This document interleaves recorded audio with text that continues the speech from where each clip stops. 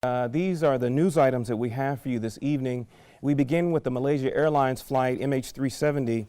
The Prime Minister Najib Razak, he said today that Malaysian Airlines flight MH370 crashed thousands of miles off course in the southern Indian Ocean, citing new satellite data. All 239 people aboard the plane are presumed dead. After the announcement, some people became hysterical at the hotel in Beijing, where many relatives of the passengers have been staying. People wailed and cried and dropped to the floor. One woman shouted repeatedly, "It is not impossible. It's not impossible," she said. This discovery was made by a coordinated international effort with over 26 countries. The most recent round of sightings was by the Chinese, who spotted two large floating objects in the South Indian Ocean, amongst several other smaller objects that were dispersed across an area of several kilometers. Then also the U.S. Navy is equipped with this device that can track and find the black box. It's a black box detector. Coordinating with the U.S. Navy and the Chinese, that was enough to push it over and finally find the wreckage of this crashed Malaysian Airlines flight. Alhamdulillah, the family at least finally know what happened to their loved ones and their friends. Next, we turn to Uganda, where the pilot of this boat that capsized and killed thousands of people was arrested today by the Ugandan police. The pilot of the boat, he was transporting these Congolese refugees back to their home, and when the accident occurred, rescuers they are continuing to search for more bodies, but they fear that no other survivors will be found. As many as 60 people are feared dead, with 22 bodies found so far. In another of the worst, this is considered Uganda's worst boating disasters that it's on record. The police commander in this district where it occurred said that the pilot is being charged with overloading the vessel, operating a boat under the influence of alcohol, and recklessness. One survivor, a church leader, said that he had observed the pilot constantly sipping a sachet of alcohol during the trip. Over 20,000 refugees were resettled in Uganda by the United Nations, the UNHCR, last August after there was a resurgence of fighting in their home country by an organization called the Allied Democratic Front. They are a rebel organization that has bases both in Uganda as well as in the Democratic Republic of Congo. And so they travel across the border. These people were caught in the midst of the fighting. They fled and were trying to get back, and some of them died as a result of this pilot who was drinking alcohol during operating the vessel. Very sad news. Next, we turn to Pakistan, where 11 have been killed in a bus accident.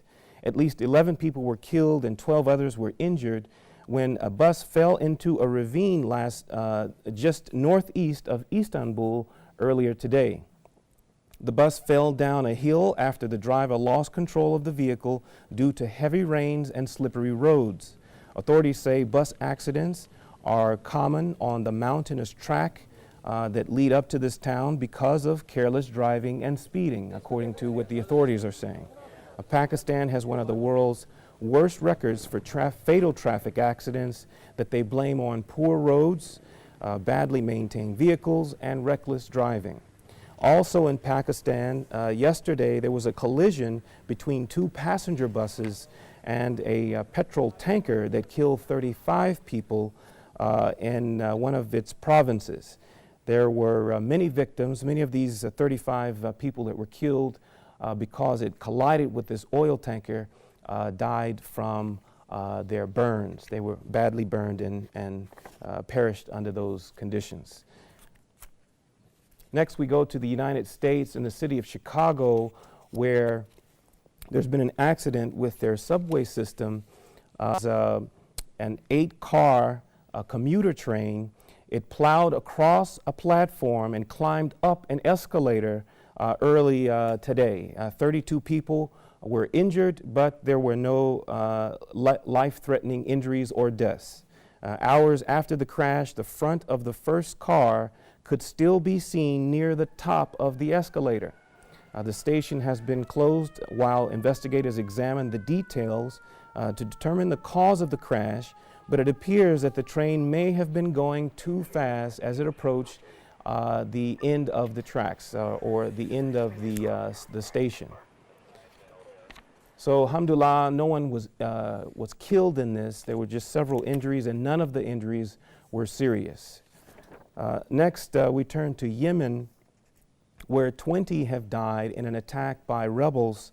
They are these suspected militants. They killed these 20 members of the Yemeni security forces in a dawn early morning raid at a checkpoint about 120 kilometers or 75 miles east of the provincial capital Al-Makalla.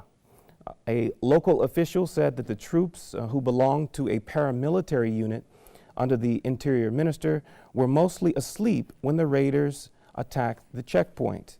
There was no immediate claim of responsibility for the attack, but Yemeni officials said that the attack appeared to be the work of Al-Qaeda. The last major attack by Al-Qaeda targeted a central prison in Sana'a in February 14th this year when gunmen killed 11 people, including 7 security guards. Yemen has been in turmoil since mass protests forced out President Ali Abdullah Saleh in 2012. The Yemeni army with U.S. backing, drove Al-Qaeda militants and their allies from some of these southern strongholds in 2012, but these fighters, these insurgents, have regrouped now since this time and have started mounting attacks on government officials and government installations. Next, we turn to this very controversial, upsetting ruling that was handed down today by the Egyptian courts. This announcement of the 529 members of the Muslim Brotherhood were sentenced to death. It's the biggest mass death sentence handed down by the Egyptian courts in modern history. Family members, they stood outside the courtroom screaming after the verdict was issued. Analysts say some of its members could turn to violence if the state continues to pressurize this Muslim Brotherhood movement, which won the vast majority of elections in the popular uprising that toppled Hosni Mubarak in 2011. Hundreds of Muslim Brotherhood members have been killed in clashes with police and security forces, and thousands have been arrested. The Muslim Brotherhood responded to this verdict by calling for, quote, downfall of military rule, end quote, on its official website. Human rights groups said that the verdict suggests that Egyptian authorities will continue to squeeze the Muslim Brotherhood, which the government has banned its activities in the country and has labeled as a terrorist organization. The government blames the Muslim Brotherhood for many attacks in the country. Recently, there had been several high-profile government officials also attacked. The government blames the Muslim Brotherhood for this. The army says, in response to this criticism, that they're acting on behalf of the Egyptian people. We'll continue on to Ukraine, where they have announced that the military will pull out of Crimea. The Ukrainian military will pull out of Crimea. Ukrainian troops began evacuating Crimea today as Kyiv effectively acknowledged defeat by Russian forces, who stormed one of the last of its remaining bases on the Ukrainian peninsula. Thousands of Ukrainian troops have been besieged on bases in Crimea, offering no armed resistance but refusing to surrender since the Russian President Vladimir Putin declared Moscow's right to intervene in the Ukraine. On Monday, bowing to the reality on the ground, Kyiv's leadership announced Ukrainian forces were beginning to pull out to spare them and their families any further threats by Russia. Moscow formally annexed Crimea last week, and its forces have been seizing the last of the Ukrainian bases in the past few days. Ukrainian flags are now been taken down, and Russian flags have been put up in their place. Moscow formally annexed Crimea on March 21st, 5 days after the newly installed pro-Russian leaders held a referendum that was overwhelmingly in favor of joining the Russian Federation. Our last news item, a health topic having to do with the genetic predisposition to obesity for eating fast, or not fast, but fried foods. Many fast foods are fried. So there's research that recently done by the Harvard School of Public Health that discovered that a person's genetic makeup increases their chances of becoming obese by eating fried foods. This is the first study to link a person's genetic makeup and the risk of obesity by eating fried food. The research was gathered from 37,000 men and women from different parts of the U.S.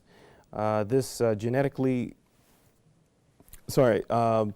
doctors, the health officials are advising people with this genetic predisposition to avoid eating fried foods. The report or the study was published in the British Medical Journal, and I think what it does is just points to the fact that some people are made in such a way that it really doesn't matter what they eat or how much or how little. The body maintains a certain baseline body structure and weight, and others are designed in such a way that they really have to be careful of what they eat. And this study by the Harvard School of Public Health is supporting this idea. All right. This will conclude the news portion for Huddah Tonight for today.